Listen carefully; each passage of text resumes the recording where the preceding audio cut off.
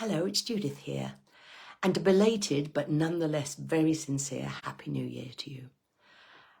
And I truly, truly wish that 2023 is the year that you would wish it to be, because I think we all deserve a good year now.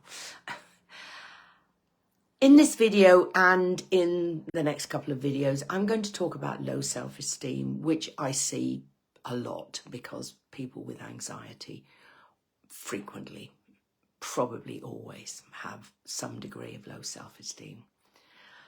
And I'm going to start in this video by telling you a little bit of my story.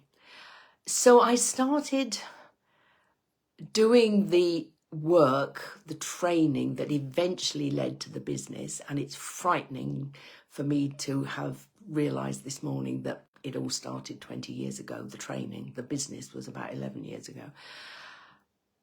In order to work on me. There was a whole load of stuff that had gone on in my life, primarily a tough few work years towards the end of my corporate career. And I realised that I needed help. And I had some coaching.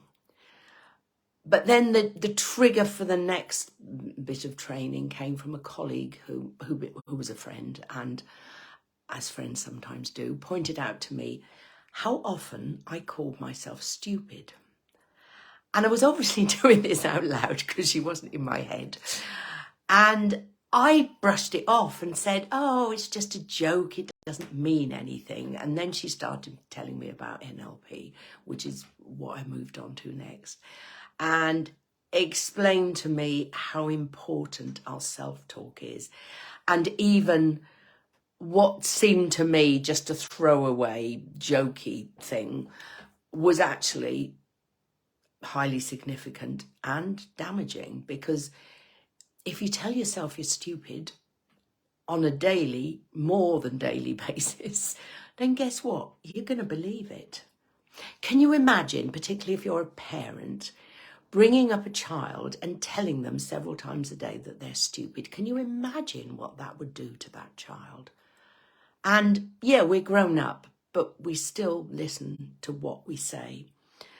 So I said, well, what do I do about it? And she said, well, you just stop saying it, which is easier said than done. And I'll talk about habits in a later video. But the first step is awareness. So she had given me that gift of awareness. And I then began to notice for myself how often I said it, and corrected myself as often as I could, and told myself, no, of course you're not stupid. You've just done a silly thing, but you're not stupid by any manner of means, or whatever I said.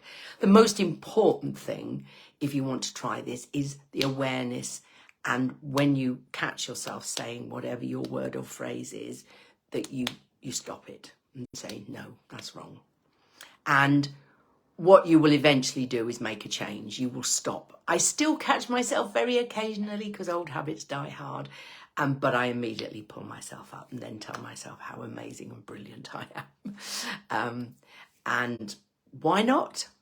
If we're going to listen to what we tell ourselves and take it on board and act on that belief, because that's what it becomes, why not install some nice beliefs that I am amazing and brilliant, or I'm really good at what I do, or whatever resonates with you. So you've got two options.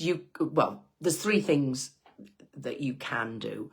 First of all, become aware of how often you're saying whatever it is you're saying. Secondly, stop doing it. Tell yourself to stop in a very kind and gentle way. And thirdly, perhaps think of something else to say, which you may not totally believe, but might equally well be true. Because, of course, with me, for instance, yeah, I did silly things, but I wasn't stupid. Okay, that's it for today. I look forward to seeing you next time when we're going to talk a bit more about the negative self-talk, because obviously there's generally more of it going on than just the one word that I was saying. And my NLP training taught me a lot more about that. So that's what we'll talk about next time. But until then, I hope you have a really good week, and take care of yourself as always. Bye.